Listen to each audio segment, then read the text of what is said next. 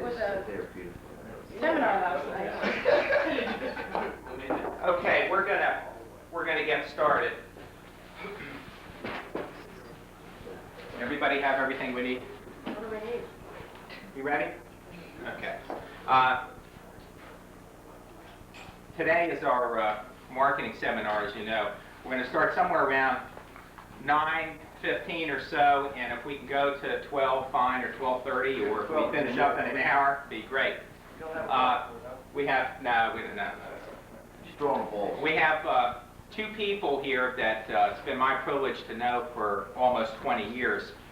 Both of them, you're about to see something today that you may have never seen in terms of salesmanship. Both of these people are, for all the kidding around stuff we do, both these people are two of, I would say, two of the top 3 or 4 salesmen that I have ever known. Their type of sale is a sale that you have never seen before, probably never been associated with. It's a different type sale than you've ever done. And by way of background, years ago I used to sell computers for IBM. And I ran into a guy, and I was working for IBM, slaving like a dog, not making any money. It's one of the great fallacies at IBM that you make a lot of money and you don't. And here, keep that open. It's just everyone's hot. Yeah. And I ran into somebody who was in the land business. They were selling land down at Ocean Ponds, down in Ocean City, Maryland, if any of you are familiar with it. And this fellow, who's a fellow named Don Schreier, who they both know, is still a good friend of mine. He's out in Colorado right now. He said, well, you know, you're making $7,500 as a trainee. As a matter of fact, it was $7,200 if I remember correctly. He said, my guys are down in Ocean City selling land, and they're making $50,000, $100,000. And I said, I don't believe that. I said, and he pointed to this guy, Jimmy Spoor, and he said, you see that guy over there? He was a young kid, he was about 19, 20 years old at the time. He says, well, this guy's made $75,000. And I said, well, that's impossible. He said, no. And he took me and he showed me all the sales sheets and showed me his earnings. And sure enough, this guy had made $70,000. And I looked at this guy and I said, wait a minute. I said, this guy's making $75,000. He's 4 or 5 years younger than me, and I've been in the military and have responsibility and a good job with IBM, and I'm making $7,200 as a trainee. I said, this is, you know, there's something really wrong here. I'm a better salesman than that guy is. And so it didn't take too long for me to call IBM up and say, hey, wait a minute, you know, as much as I like the company, and I did very much, I can't live on that kind of money. And at that time, the people that were in this was in '69, the people that were in their 100% club, which meant they made their quota, there were people with 6 or 7 years of a 100% club and still had not been promoted at IBM. So I said, see you around, and headed off down to sell land. Well, I'll tell you, I got a rude awakening like I never got in my life, because while this guy made $75,000, and there were plenty of people in that business that were making $7,500, $200,000. For every guy that, right over here, for every guy that made, and this is where the great fallacy is, for every guy that made $75,000 in the land business, there were 50 people who made nothing. It was the most cutthroat, competitive business that I had ever seen in my life, and to this day. Because if you think about the type of sale that you have to do, you literally have to get somebody in your car with his wife, who has sworn before he ever got in the car, if I'm right, that he's not bringing his checkbook, we're not buying today, we're not doing anything. And 3 hours later, you have to have him buying a $10,000 piece of property, or a $20,000 piece of property, which in those days was a pretty big number. It was an incredible sale. It was the hardest type of sale that I can really, even to this day, really ever imagine. And so while these people were making their $100,000 and $200,000, for the most part, no one made anything. It was only the very elite. And it just so happened that this fellow, Jimmy Spoor, happened to be one of those elite people. And so when I first came down there, what I used to do is I think what a lot of the salespeople used to do. I used to sit down there and take notes when they gave their sales talks, and I'd run out there and try the same thing. and it never worked for me. I did okay, I must say. I was probably average, but I never got above average in that business. And I went out and I try and take these sales techniques and try them on everybody, and they would never work for me. And then when I finally left and got out of the business, about a year and a half later, came up to Washington, started to sell real estate, and was very, very successful from the instant I put foot back in Washington. And for a while, I could never explain it. I couldn't understand how I could only make $17,000 or $18,000 down there, and could come back up to Washington and immediately start selling condominiums and real estate and make a lot of money. And it took me a long time before I figured out what had really happened. And what had happened is that when I was working for IBM, I had learned a very sophisticated type of sell. You dealt only with the presidents and you dealt with controllers of companies. It was very smooth, very technical, or whatever. When I went down in the land business, it was just the opposite. There was nothing smooth about it at all. It was a very tough close, learning how to get to a final close, which I'm sure one of the two people here today will certainly touch on. And it was a very difficult, get them now, grab them by the throat type of sale.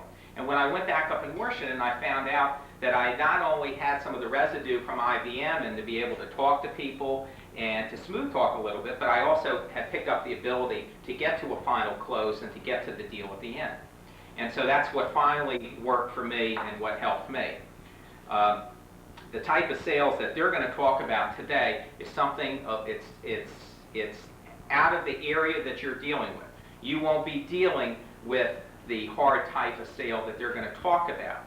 But I must tell you that the basic principles that they're going to talk about today exist whether you're selling, as Jack once told me many years ago, whether you're selling pots or pans or whatever.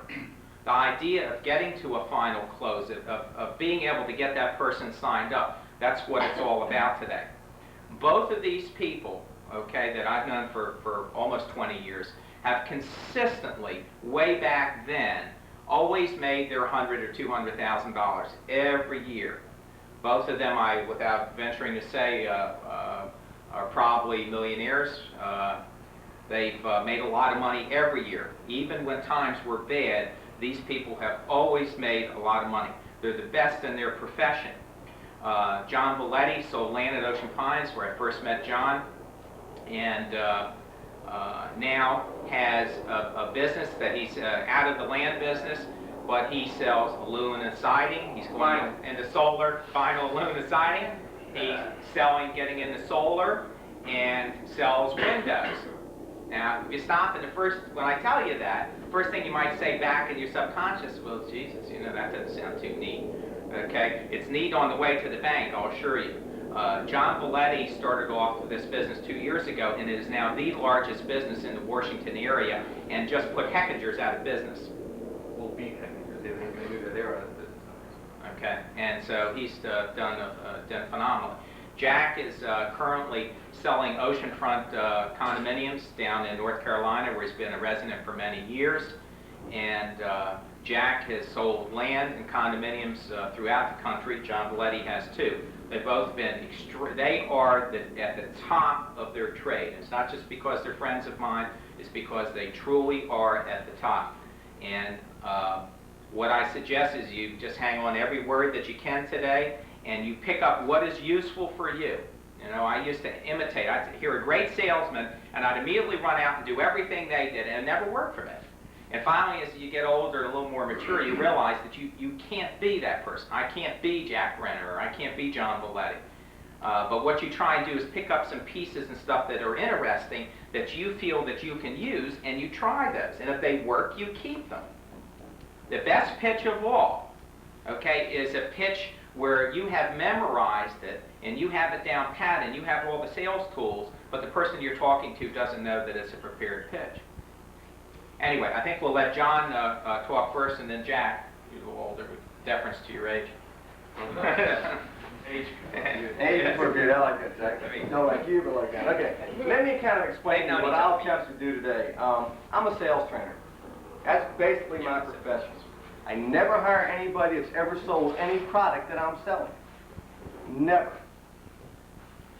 people will come to me, and a lot of times, I remember when he was talking when I first met him, I was running a sales force at a place called The Summit in Winchester, Virginia, and these guys were professionals. These guys were the ones that would come in from areas, oh, Oarsman Chevrolet, 4 hours of floor time. They were the best. These were the old aluminum siding salesmen. And a lot of times, you see a young guy in front of you, and you get your ego up. You put your horns on. Egos will kill you. Ego is the worst thing you can have. And what starts occurring is something that you really got to look at. So many times people would say to me, I have forgotten more than you know. You ever said that to anybody? You ever thought about that statement or heard it? And I'd always say, you're probably right, but that's the problem, you forgot it. And when you start talking about sales, he talks about programming. And believe me, I'm to the nth degree on it. I have a 16-page presentation that my people have to learn word for word, period for period, and comma for comma, self-citing. Okay, but I got guys making $2,000 a week. Now, the point that I'm going to say right here today is very simple.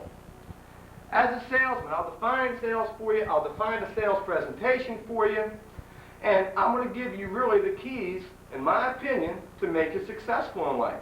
What makes you strong makes you weak. You got to start defining things. Number one, by that statement, a salesman. Sometimes too much ego, too much dress. He drives too hard. Well, he wears it on his heart, on his sleeve like a heart, right? He's a challenger. He's going to go for it every day. Now, how do you beat a good salesman? Come on, think about it. How do you get beat when you go out every day? You get beat because people reject you, and you can't take that rejection, right? Then you should get out of sales. Because what you've got to learn to do is reverse that feeling. That rejection is just like anything else. They're trying to stop you.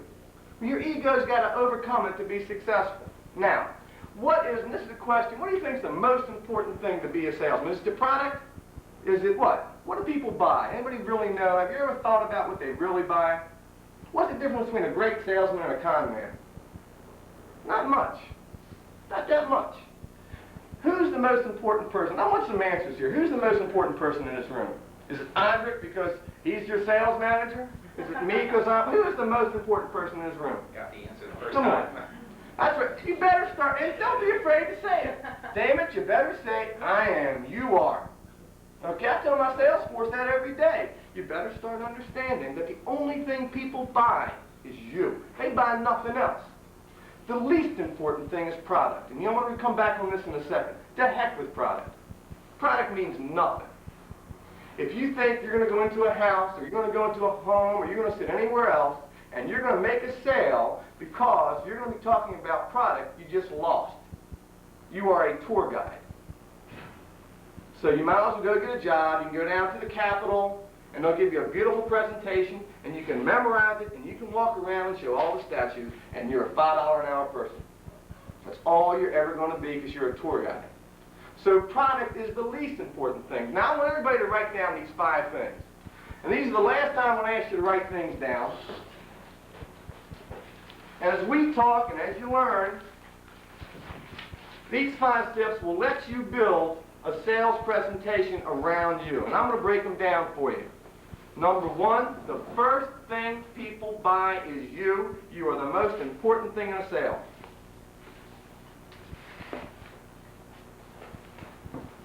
So the first thing, and you want to put one big word in front of all of these, sell. So the first thing you have to sell to be a professional is yourself. Because if you don't get by that, you might as well walk out the door. The second most important thing is the company. So you're going to sell the company. Okay? The third most important thing, and this is critical, this is your stepping stone to get into a sale. What do you think it might be? Anybody got any ideas what this could be? Product. Product's the least important right now. Forget product. Like, Come on, get an idea. Anybody think? Financing. I haven't even mentioned product yet.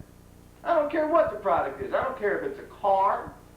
I don't care if it's your money mortgage. I don't even know what you people do totally. I don't care if it's aluminum siding or vinyl siding. It is the least important thing right now. Because if you can't get these 3 things, forget it. You're the tour guide. All right, so the third thing you're going to sell is you're going to sell financing. The fourth things that you're going to sell. Now we're going to talk about product, because product's your sizzle. Okay? Fourth is product. Now we can add a step or two depending on what we're selling, but I'm going to keep it simple tonight, or today. The fifth thing is closing. Now understand this. You can't close. You know, how many times have you heard a sales manager or someone say, well, gee, how many times have you asked those people to buy? And you'll say, well, once, 2 times, you know? Once, what? You're supposed to ask 5 or 6 times. I contend that it's impossible to ask somebody to buy 5 or 6 times unless you've done these 4 steps. You'd have no element, you have no way to go. So closing, you know, you'll sit around in closing sessions, and we do them all the time. You know, I want to think about it. You know, I want to talk to my mother. I want to do this. I want to do that. Closing cannot be accomplished unless you have really set the sale up. You've got to make that sale. You've got to build that sale. You've got to build credibility. So let's go through some of these points, okay? Number 1, sell yourself. I'll go out and I'll sell people you won't touch. But you better believe, if the first statement is true, that the most important person in this room is you, that you're going to sell some people I won't touch. And that's why, like no other profession, I'm not hot dog enough to say that I'm going to sell anybody I talk to. I'll sell my numbers though. I'll make my money. Okay? So if you believe that you are the most important person in this room, then you also better believe that you're going to make sales, and the most important person is you to make that sale, okay? That's why sales works for everybody. That's why my personality will fit in. That's why the calmest, mildest person in the world will fit in. Now, let's get back to another premise and why these 5 points are so critical to you if you're going to build a sales presentation. Let us remove ourselves from what you do right today, and let us remove ourselves from vinyl siding or land or anything else I have done. As a salesperson, what do you look for in a job? Have you ever really thought about it? Why these things work? You're going to become a salesperson. Why? What are you looking for? What do you need? You need money. All right, that's the final goal. Okay, let me tell you something. You know what I look for when I go into a sales job? And I don't care what it is. Because I believe that I'm good enough that I'll sit and I'll learn the system. It might take me a week or 2 weeks, 3 weeks. But I'll adjust in, and once I adjust in, hey, I'll make what you just talked about. But before I even take the job, I ask some very basic questions.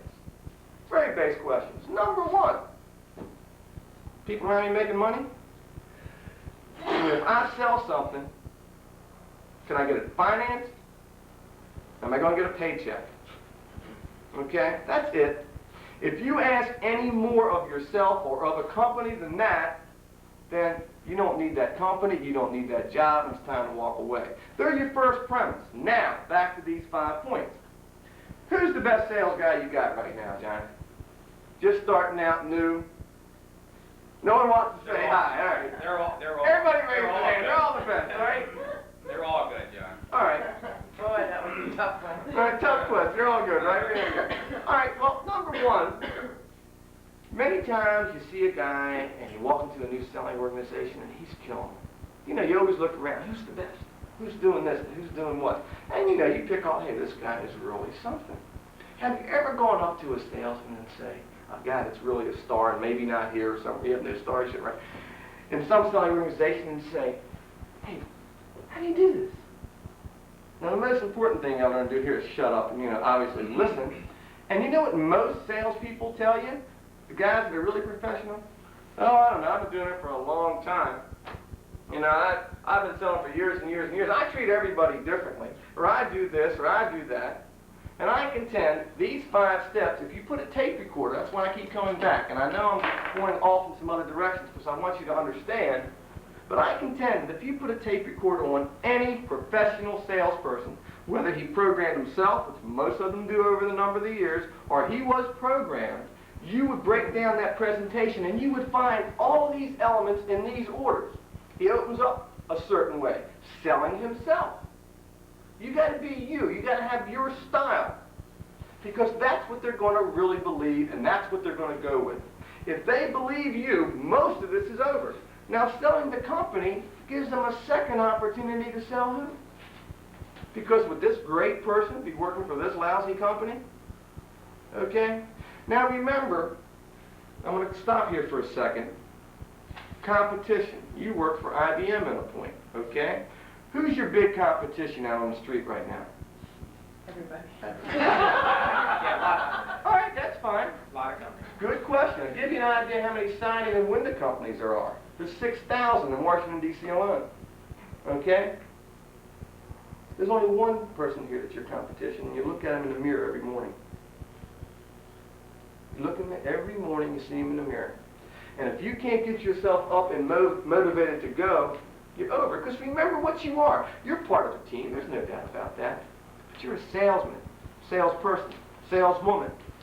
You know, if I go out and make 10 sales, or he goes out and make 9, did you get a paycheck? Yep.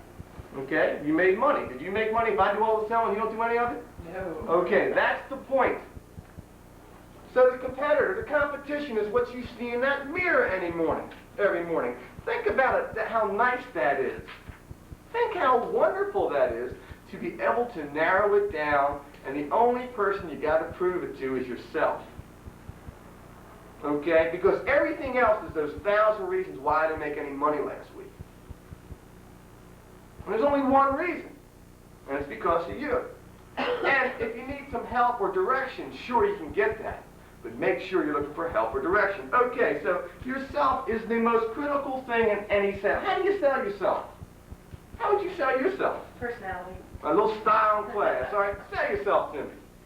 You have $100 in it. Come on, all right. I mean, all right, I'm your client, right? I mean, you try and get a hold of me. Do you come in with a business card? Here's a nice little trick. No. I don't carry. Oh, good. Tell me I about never it. give a business card. All right. Why? What did they ask you? What do I do? Not Flash even in front then. of them? Not even then. You know I don't carry business cards. I don't want my salesmen carry business cards. I never give business cards. And you know why? Especially on a first call operation. You automatically got a second call. Oh, I forgot my Give me card. the card. Well, because if you give somebody your card, they'll say, hey, thanks a lot. I'll give you a call. You're out the door and you're gone. See, those kind of hedges and edges you want to get away from. So, okay, how do you sell yourself? What do you do? All right, you're in a competitive business, obviously. There's other companies out there, and you're in competition with everybody here, whether you have a territory or not. But you're the one that you've got to succeed. So when you go into any selling operation, what are some of the first things you say? Are you coming to my office, you know? You want to sell me. What are you going to say to me? How are you going to start it? Let's talk about this for a while. Well, anybody, I don't care who. You going to say hello? You're going to walk in? What are you, this is the guy you at college? Come on, what are you going to do? You wave your hand? How are you going? What are you going to do? No, you're going to sit down, get a cup of coffee, Okay, say so hello, all right. not start your spiel of business. Okay, First thing you fine. say is, how long you been here, I'm in the area, da-da-da, and you just start the answer. Okay. You don't get to the product until about 10 minutes, unless they say, what do you want, why are you here, what are you selling? Then what would you do? I'd say,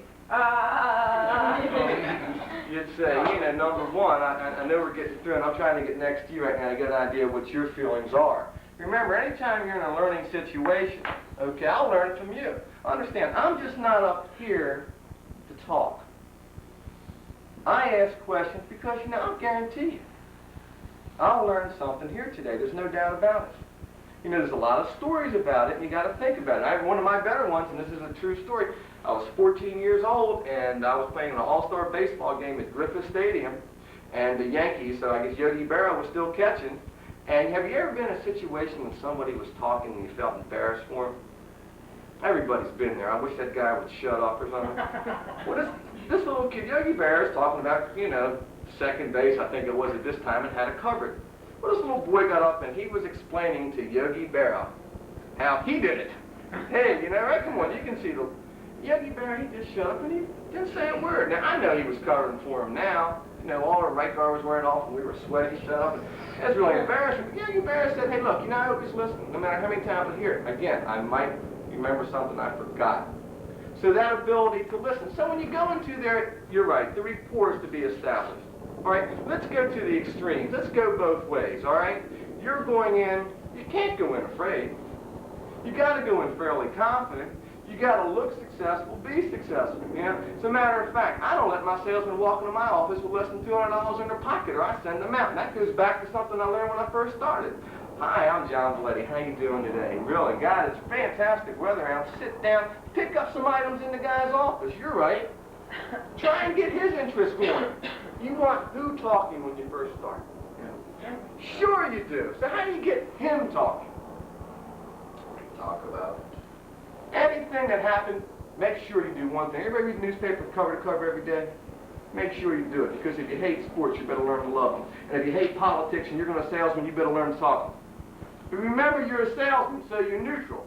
You can have points, you can have some good points, you can have some bad points, but you're not there to get into a political discussion or an argument, but you need some points. You look around a man's office, the keys are phenomenal. The family is the biggest one, right? The colors in his office. Gee, you really like brown, don't you? I hate that. And I'll tell you what, ready for an embarrassing situation with me? I went out and I bought some shoes yesterday. Now, I'm the kind of guy, I'm a shoe freak. I'm sorry, we all have our problems. I sold shoes when I was in high school and college. And I went into a gentleman, Jonathan, and I said, I saw a pair of shoes. I like those shoes. I said, do you have them in maroon? He said, yes. You got them in brown? She said, yeah. So I said, package them up. This morning I got up, I gotta say this, John, I'm embarrassed about this. I've been thinking about it for last, I just noticed it. I got up this morning and I picked up a box, I wasn't even got dressed, put on my shoes, and if you notice, I got one maroon and one brown shoe on. Brand new, both look alike, right? Come on, right? So, hey, now what did I just do with you guys? I just broke some ice. Would I do that in a selling situation to sell myself? In a New York second, I would. In a New York second, I would. What you've got to do is learn to get this guy and start building his ego up, making him important. Because after you, that guy's got money in your pocket. When we talk about a one-shot close, we're there, my salesmen know that they're in that house one time, and if they sell that customer, they make money. If they don't, they never see that ticket again. Not that I don't rework that ticket. But you got to go in there with the attitude, you're going to do everything that you can to get that sale today. Because do you know how many times you made the sale the first time even though you went back the second time and wrote it? Do you realize that when you leave, if your impression was great and positive, the second time it is easier and it's not a hard call? And shame on you if you're going in there thinking this is a 2 or 3 shot sale. Wrong. See, I disagree with John. I think every sale is a one-shot sale. You might have to write it the second time, but damn it, you had sold it the first time. And if you go in with any other attitude, you're taking money out of your pocket. So when you get in there and you're selling yourself, how do you sell yourself? Is you build the guy up in front of you. You know the story of the king's clothes, right? Everybody know that little children's story about the king being naked? And the guy in this beautiful material, and finally he's walking down the street, and everybody was afraid to tell the king that everything was beautiful, right? And someone put a job on him, and some little kid say, hey, you're naked. Wait a minute, That's what it's all about. So I go in, and I'm dressed to the max. Now, to a degree, a lot of times it's intimidating. Okay? I got to take that away. I don't want him to make me feel good. I already feel good. I've been yelling at myself for the last 20 minutes. I'm up. I'm ready. I want him to like me. I want him to trust me. That's the difference between a real con man and a good salesman. Nothing. Nothing. Okay? Is that when you're in that selling situation, they don't care that you're driving a BMW or this or that. They're envious of that. They want to know how they can be successful. And if you go in there and say, if you do what I tell you, man, you'll be successful, it's over. So you want to go in there and find something about him to talk about. And as you do, you start turning it, where he opens up to you. And you say to him, wow, that's a good idea. Hey, I like that. I never thought of it. I'll give you an idea that I teach my canvassers. These guys go knocking on doors, and they ask a question that you know the answer to. I tell them, don't dare answer it. Don't you dare. You say, want to get a way to get back into a house or into a customer? Hey, that's a good question. I never heard that one before. Gee, I don't know. Let me write that down so when I get back to you, I have the right answer. Okay? You learn to set your sale and set your tool up. So by selling yourself, what are you really doing now? You are creating a situation where who's buying you? Not yourself. You already bought yourself, right? It's the customer you're talking to. So the reverse. Everything in sales is a reverse. Everything looks this way, but it's really that way. So when you're selling yourself, you're really creating an image where he likes you. where he is going to be obligated to you, where he's going to feel that he's got to do something for you. And the more time you spend with him creating his image and building this guy up, this 9-to-5 guy or wherever what he is, the better off you're going to be. Now, the company. Sell your company. You don't want to sell the company till after this works. Now, how would you sell the company? What's so great about this company? I mean, what is it? You know, you got a building? Why is this company? How are you going to sell this company? Service. Service, okay. Are you going to give them service? Well, how are you going to sell service? What are you going to tell me about service? You got it? See what I'm talking about now? You guys are going to go out in the damn field, and where are you going to go? So I'm giving you a set format that I'll guarantee you will work. Okay, John Isaac, how long have you been in this business? 7 years. And what have you done in this business? Made a lot of money. Made a lot of money. But what have been your job levels in this business? I mean, you've been a money mortgage broker. You've seen the hard times, haven't you? You've seen really great times then, haven't you? I remember them both. We've all had them. Okay, well, let me tell you about our company. Our company, is it a new company? Nope. Is it a year old, 2 old, 5 years old, 10 years Well old? established. Okay, well established. And I'll tell you one thing, and I'm really proud of this fact that, you know, we've been together now about 10 years, organization. And I've looked around, and there's a lot of money mortgage brokerage companies out there. You know, there really are. But I'll be very honest, the people in the office, you know, I was sitting there one day, and I had a job interview, and some people came in, and they were saying, you know, gee, John, we're really glad this is set up. We're working with you. We'll never leave you because you were there when no one else was, and I couldn't get money. Well, I can't believe what you did for me. And that's what this company has taught me, and that's what I'm doing. You know, even though I'm new, I know that if I have a problem loan, they're going to do everything in the world to get it fixed. And when these interest rates go up again, we're going to be here. We're opening up right now. A lot of people, very honestly, have told us not to open up this new office because it's the worst of times. But we know, and I believe in my people. They're putting all this money out because their connections are already set to get bad again. And that's when you're going to want me. Hey, listen, right now, you can buy paper anywhere. You can get your paper bought from anybody. All pretty competitive rates. There's no doubt about it. I mean, there's not any difference, right? I guess it's all controlled. But during the bad times, you're going to want somebody with the best connections. And that's the key. Because remember, you don't buy an institution. You don't buy a company. You buy a person. And I'm the person I want you to buy. Because when you got a problem in a year from now, these money mortgage rates are down or up, I'm going to be the guy that's going to get that darn loan for you. So I want you to give me a chance. All right? Will you do that for me? Sure. That's the level, okay? So now what are we doing here? You guys have got to get your story together. Shame on you. You guys have got to know in what direction you're going. And even if the direction is wrong, and here's another reverse in life, it's right. Because if you follow any one system over and over and over again, there may be another system that may work better, okay? But this one will work, damn it. One system will work. And that's the key. So even when you're wrong, you are right. And that's the most important thing to understand about any job opportunity and any selling job. One selling job is absolutely no different than the other. It's what you are carrying and what you are bringing into it. Okay, now this to me, financing is the kicker. Let me tell you to me why I love financing. Financing is when you can start talking about money. When, you know, if you can get a guy and say, hey, look, let me tell you what kind of financing we offer our people today, okay? Number one, of course, we're competitive with this and that, and you lay this out. Now, is it important that you show them that you're better? Not really. You know, it's nice if you have a half a point or a quarter, but believe me, if that's the case, you're going to be jumping all day long from one company to another company to another company, and you're going to die. It's not. Create. Find out. You know, I tell you what, this dealer over here or this person over there, look at the deals you put through for them in 1982. They said they couldn't get that done anywhere else. Remember when the rates were 19% and everything else? So let me ask you this. How much paper did you get bought then? Oh, yeah? Well, you can see. You know, so the important thing is, you don't buy an institution, you buy the person that you're dealing with.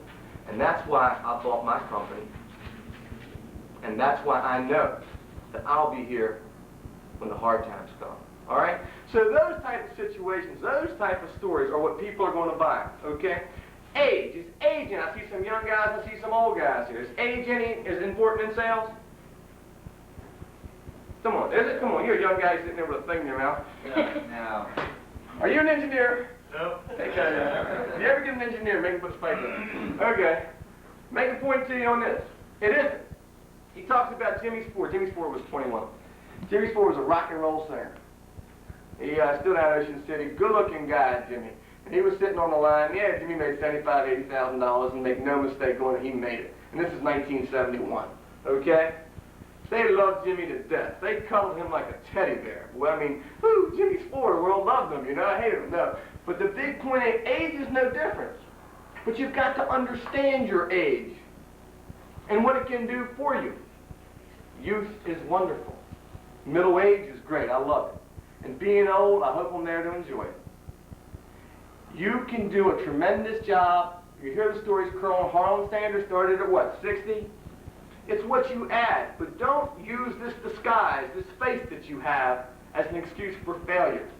I'm too old to succeed, I'm too young to succeed. I can't learn quick enough, all wrong. But you got to build a story around you. Now, for example, let's talk about this. If I'm getting too long, tell me to shut up. Come on, keep going. You're young, but you're just starting out, right? Hey, how about I'm young and I'm just starting out? That'd be a good one, right? What about I'm old? Anybody older here? Could you use that line in a sense? You know, this is a brand new field for me because I've done this, and get your experience in, and the same thing works. Because the only thing that's important is you. That's the only thing they're going to buy, right? So age is no problem. It's learning a system. You got to study sales. You got to study it every day of your life. It's like any true profession. You are a professional. A salesman is going to make the money, the big time dollar, and you can equate it any way you want. I mean, I got guys sell vinyl siding and aluminum. They're not going to be a Wayne Gretzky, okay? But these guys will make 50, 60, 70, 80, 90,000, and it's throughout any industry. Also, failure. Think about this. How many times have you been around a guy that said, 2 years ago I was making a ton, and now he's sitting in the bar and all he does is drink and he's not making a dime. But yet there's that new kid out there. So you can take off. You're young. You made no mistakes, right? Clean slate. Do you worry about mistakes, by the way? You got to learn to forget it. Do you beat yourself up every day? Don't want to do that either. But the thing you never want to do is stop. The minute you stop, it's over. In other words, you're going to have problems in sales, and they're just going to kill you for a while. But the ability to walk on and keep moving is very important in sales. So the adjustment, when the rates go up, what's going to happen here? That's why I was telling you, I was setting you up for this. If they're right, if Ronald Reagan's economy is right, and the rates start going up to 15 or 16%, are you all going to look for another job? If you are, you're going to start looking for it now. Because that change, that fluctuation is going to go. It's going to come and it's going to go, ebb and flow, okay? So you can't do that. The ability to move with those systems is critical, and not make excuses for your failures if you fail. For that rejection that you get every once in a while, that's critical. So now we're setting the story up. So you see, financing is the key, because once you can start talking to people about money, what problems he's had with it in the past, what kind of rates are going to be expected in the future, anything that can get him to say, yeah, I really did have some problems with that. Okay, so you can see where you want to buy, you don't buy an institution, sir, or buy it, or whatever you name it, you buy the person. And I'm putting myself on the line because I'm going to be here. I've been in this business now for 6 or 7 years, and what I went with, my coalition was that I went with a company that I saw do things that I couldn't do in the past for people. And now I know I can because I have those people working for me. Okay? And we're working together. So you got a problem. So that's the key.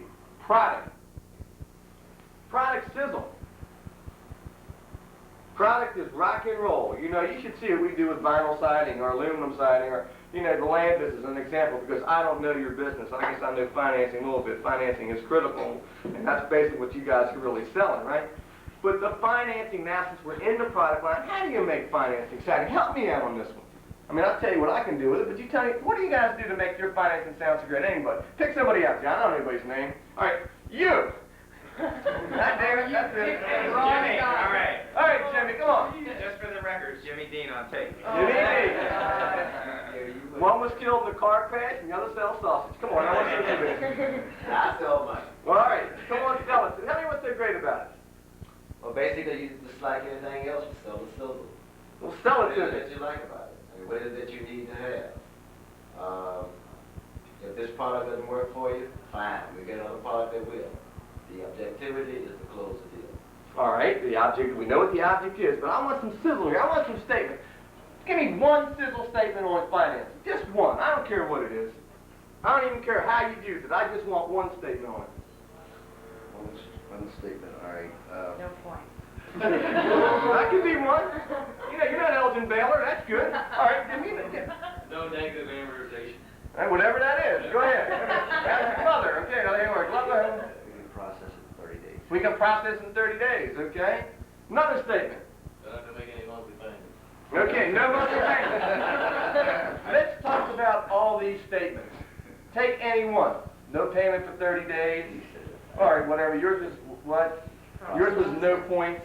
Right. Lower I don't work payments in here the first anymore. year. How about with the ARMs that we have now? Okay, how about lower payments in the first year No and cash the down. ability to qualify at the lower payment? Okay, all right. Let's take any of these. We're in the sizzle now. But remember, here's one thing when you get into the product that many salesmen and sales organizations forget. It's how you present this. I mean, remember how you want to present. Remember we said up front, who do we want talking? We want that guy talking, don't we? Because, you know, you don't want to talk. You already know it all. And asking questions, which you hear a million times, in a sense, you're finding commitments. And if you give out all your bullets, you know you're going to end up with an empty gun. Hey, we got this, and this, right?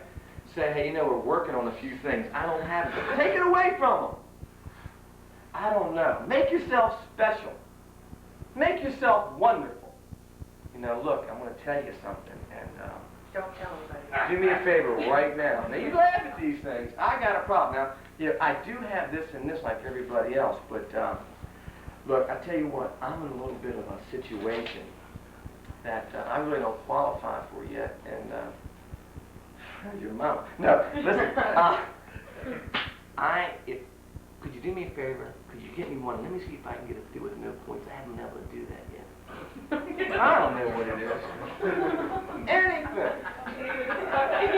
John, that's my next loan. All right, now, think about the statement. Think about this. Okay, think what I'm doing and think of what I'm trying to accomplish. I am trying to let him or make him believe he's doing me a favor. And when he does it, boy, does he get a great lunch.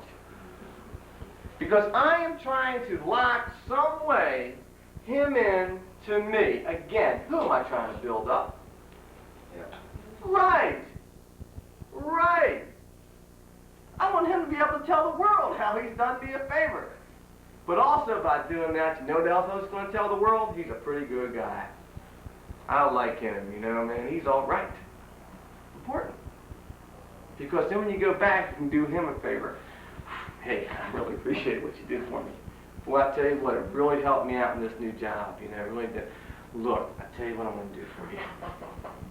Now, what happens? Where's the bind? You're binding each other together. That's the only way you're going to grow in sales. That's the only way you're going to knock out the competition. You know, when you go out to have a drink with one of your customers, it's not to go out and have a drink.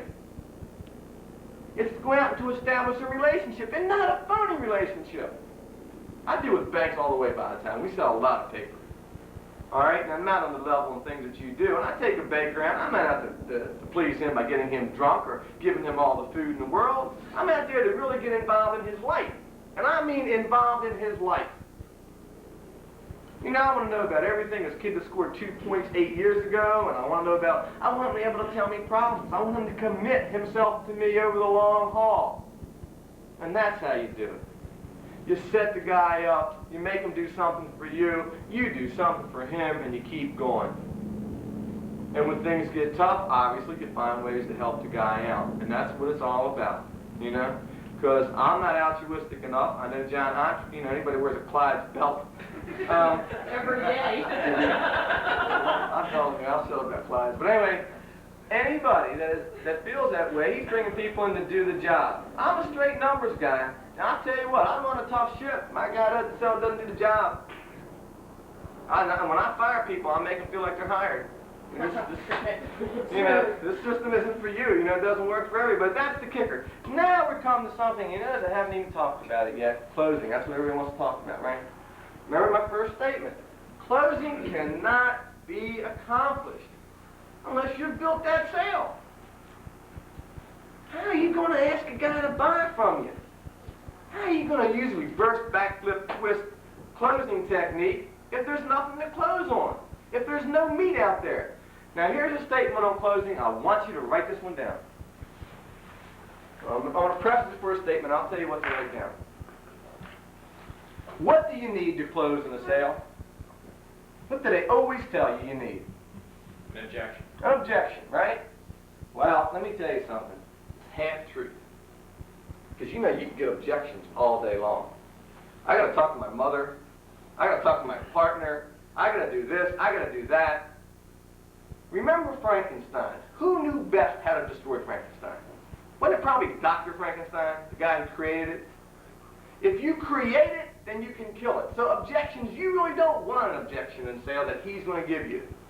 What I'm talking to you about in the last couple seconds about the sizzle is there to do one job: create objections. Creating objections that you can handle. This is probably one of the best techniques, damn it, I don't care where you are, that you're going to learn, and this is what I'm about to tell you.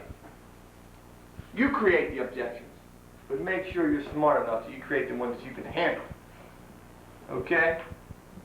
So when you go into a selling situation, you were there when you get to the sizzle part, and the guy's already said he likes you.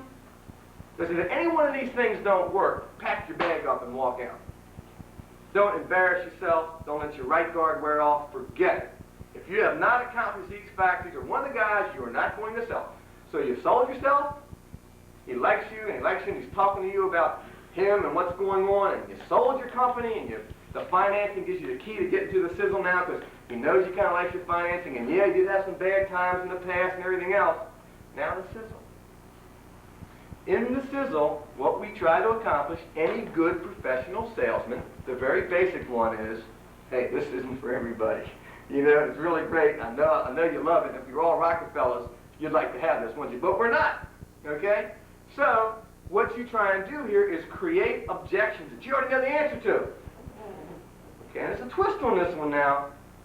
When you create the objection, do you answer them? No, these become your real closing tools. This makes closing simple. Closing's not hard. Closing's not hard at all. You can make it as hard or as difficult as you want it. But if you understand your game plan, if you understand that you are out there to create a series of objections, like, for example, this isn't for everybody, and I don't know about the points and everything else, but, I don't know if I can do that. Let me see what I can do for you. That's a good question. I don't know the answer to it, but you know the answer. And you're not a blabbermouth like every other salesman here, oh, I'll do this, and this. That's tour guides, which we don't want to be tour guides. Then, the closing will become very, very easy. Because if you follow these 4 steps, in the land business without the radio, which I will talk about in a second, and you can use it too. In this type of sale, the radio, and I'll explain it in 1 second, you have created a series of objections. What you've done, you put handles all over your customer.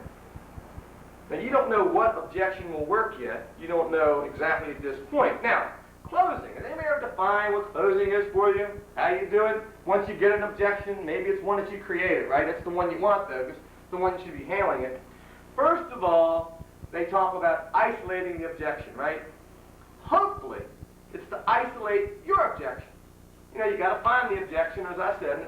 If it's not one of yours, you could have a problem with it. Then you want to isolate it. Make sure that's the problem.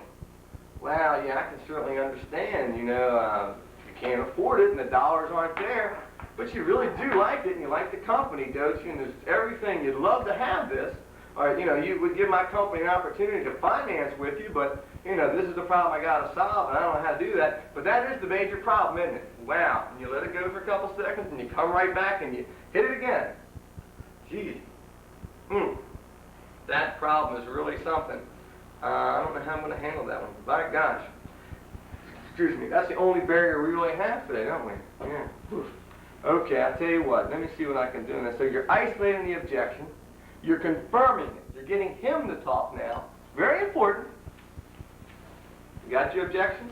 You have isolated it, and now you are confirming it.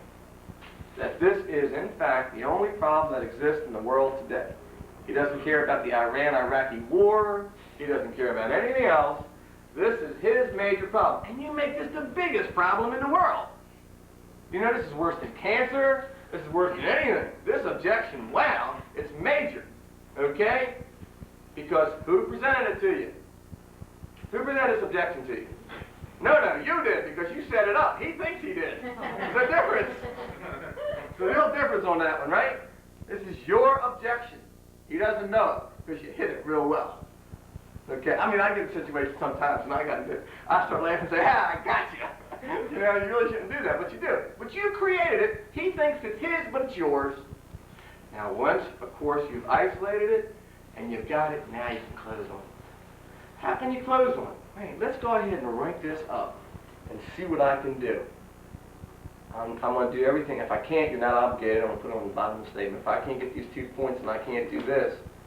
Contingency deals are a funny deal. The word contingency gets misused so many times in sales. I will not permit my salesman to bring a contingency deal into me. I charge them $100 to bring me a contingency deal into me. That's a real contingency.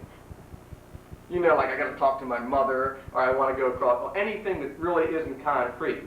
If it's the objections that we can handle, you know, where we're giving the customer all the guarantee, well, it's a fantastic, all right, if I can't do B, A, B, and C, then we'll negate the entire contract. Fair enough? All right, let me see what I can do. And of course, we never call them back after the rescission period's up, and we already know that it's there. So they're the key to closing. Now, you can come up now with specifics. If you want to talk about it, I want to think about it. You guys want to fill up any one of your problems, we'll talk about it. You know, you name it. What's your biggest problem? Have you got, but I'll guarantee you, if you take this system and you build the story on yourself and you build your story in the company, you know in which direction you're going. There's no doubt in your mind what you're going to do. You know your game plan. And you set that financing up, and you know what you're supposed to do with product. You're supposed to make them really want it, and you're supposed to make them come up with objections that you have created throughout this presentation that you can handle. Example, in my line of work, we would tell people like, the warranty is for 1 year, and they'll say, well, gee, I don't think that's long enough. Well, gee, then do you want it longer? Will it rust? Will it do that? I don't know. Any question the customer gives you that you know the answer to can become one of the objections or one of the contingencies. Okay? But okay, so you've done that, and then, of course, the product, and now closing. But you'll find, if you've done these 4 steps, a lot of times you can just say, hey, we want to go ahead and get together. Sure, let's go ahead and do it. Closing becomes that simple. It really does. It really, truly does, if you will understand the steps and do this. Now, what are some objections that you got? Remember, the objections you always want, as I said earlier, are money or something that you can handle, but I want to think about it. Who knows how to handle I want to think about it? Anybody? Actually, I'll leave them this one. All right, I want to think about it. You know? I want to think about it. Really, it's kind of a fun thing.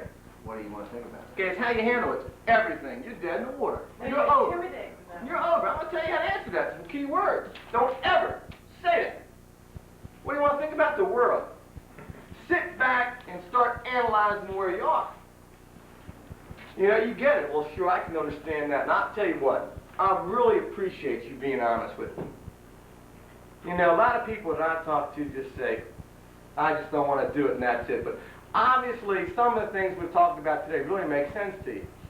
And you are sincere in your statement, aren't you? What am I starting to do right now? And this is the technique of closing. First of all, you have a barrier came up. So what we want to do is release and lighten up the barrier. And the way we want to get this guy lightened up is to make him feel he's off the hook. Again, the reverse. Okay?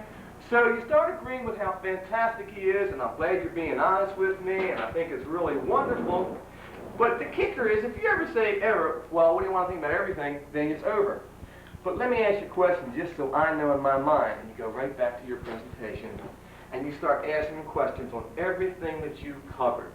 Now, what are we looking for by doing this?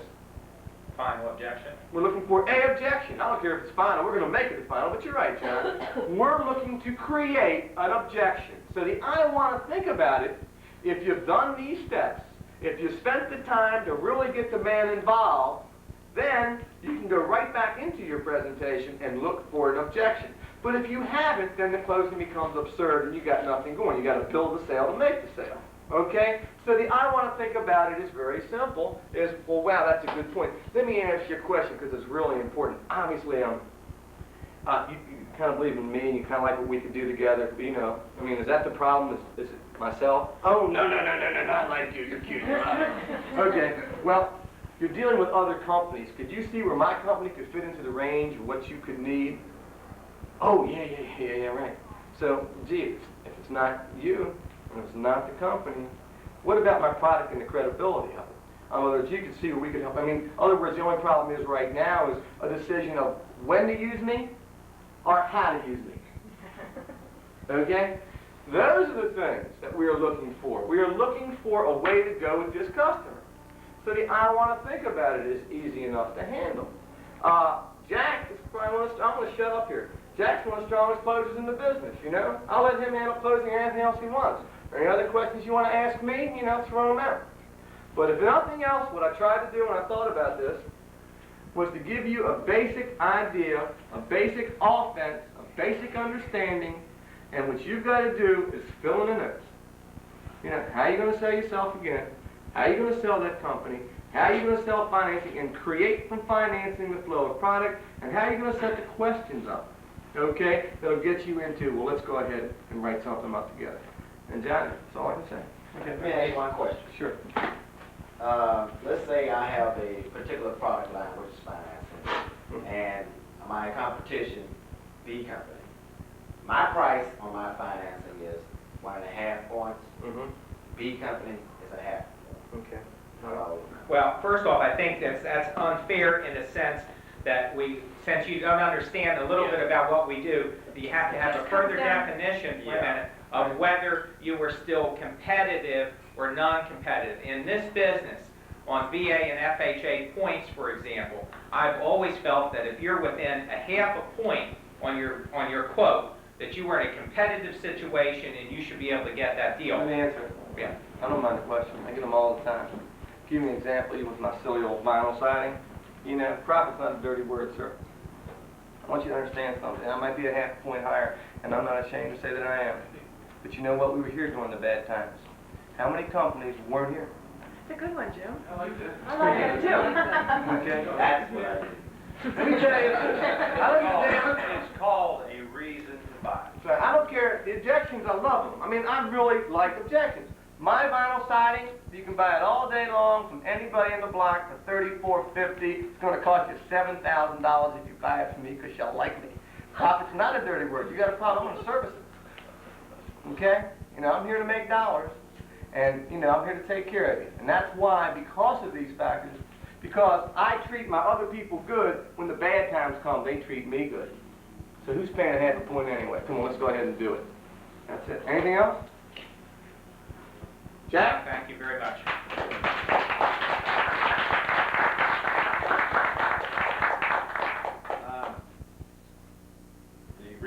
I know these guys for a long time, and I've sold against them and everything else.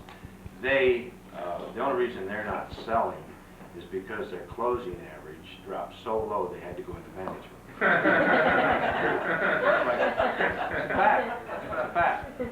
Because when they're there, it's like everybody says, when the salesman always leaves first, especially the good salesman, right? Just to basically touch on, and it's tough to follow an act doing like that, but I take, and I've used salesmanship since I've been at it for 32 years. I view it as probably the best profession in the world. They say that if you can sell enough people, you become the President of the United States. Anybody here want to be the President? Nope. Think about it a minute. Look at the job that Jimmy Carter did. Think about some of the salesmanship that went down. And think about it right in our present day. Hart. He's done a super job. But he paid his dues. And that's basically what John is talking about here, putting the program together. If every salesman will say to themselves, I am the best actor in the world. I'm going to put on, I'm on stage. I can sell anybody anything. And I've often said that you can drop me out of an airplane with a sample kit and I'll make a living. And I'll make better than a living. So basically, I am a salesman even though I'm doing a sales management job. I dropped down. The show